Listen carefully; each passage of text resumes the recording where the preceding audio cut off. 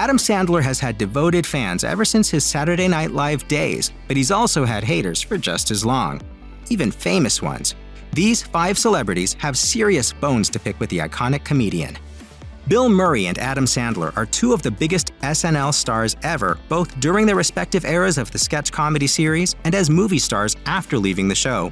Despite being part of what's a very small fraternity, Murray reportedly deeply loathed Sandler and the rest of his close circle of collaborators at SNL in the early 90s, including Rob Schneider. Schneider told the Jim Norton and Sam Roberts show in 2022, "He hated us on Saturday Night Live when he hosted. Absolutely hated us. I mean, seething. He just wasn't into that groove of it, you know?"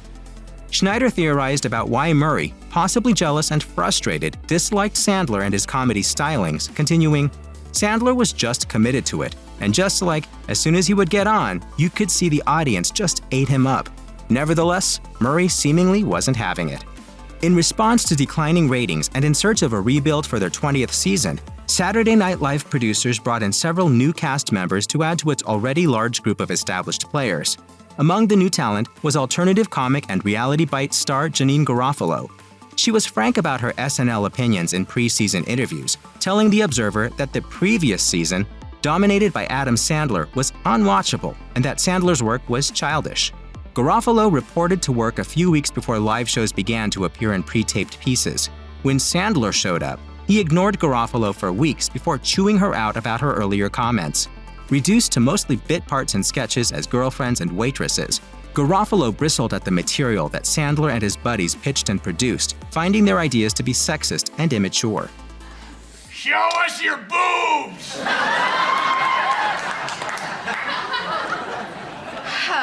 Okay, Garofalo ultimately quit SNL after just 14 episodes.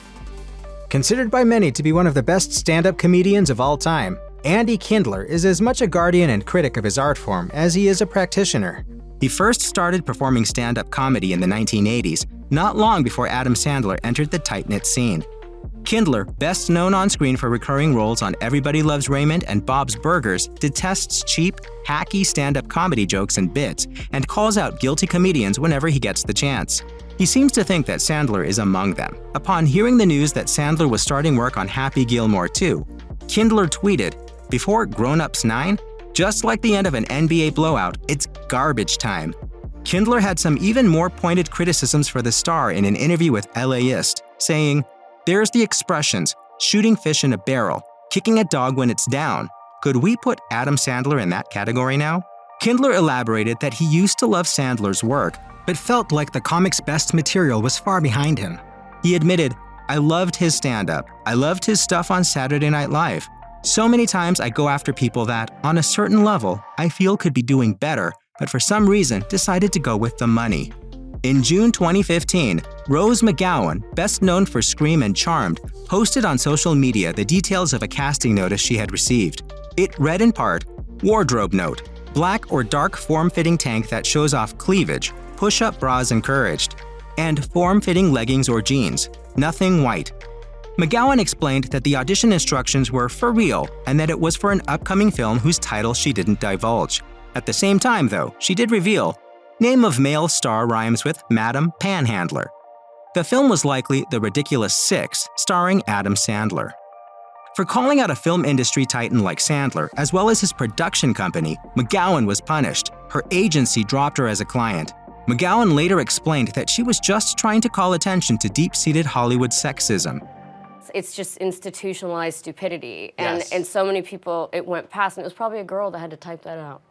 McGowan told Entertainment Weekly, "I'm not trying to vilify Adam Sandler, although someone did tell me that when he did his Netflix deal, he said, 'I signed with Netflix because it rhymes with wet chicks.' I mean, what? What in the is going on? No!"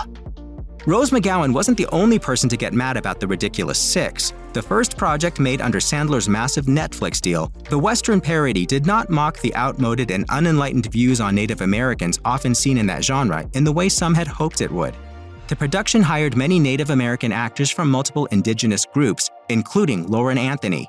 He ultimately didn't appear in The Ridiculous Six, which Sandler produced, co-wrote, and starred in, because he was a main participant in a walkout in which at least 12 Native American performers left the set of the movie in protest.